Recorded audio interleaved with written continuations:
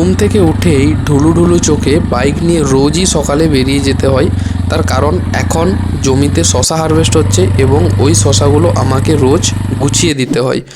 জমিতে গিয়ে দেখি অনেক শশা জমা হয়ে গেছে, এর জন্য আমাকে তাড়াতাড়ি আমার কাজ শুরু করতে হবে।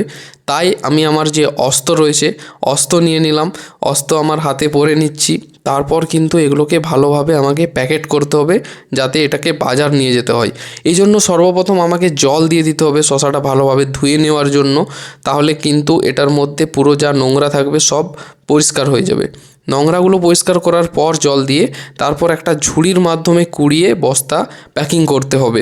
জিওর 2G নেটওয়ার্কের মতো স্পিডে আমি 5টা বস্তা করে নিই এবং জল টিস্টা পেয়ে যাওয়ায় জল খেয়ে নিই। শেষে সব বস্তা হয়ে যাওয়ার পর গাড়িতে এখন তোলা হচ্ছে এবং গাড়ি লোড করা হচ্ছে। গাড়ি প্রস্তুত বাজারে যাওয়ার জন্য এবং শেষবারের মতো জল দিয়ে তাকে বাই বাই করে দিলাম।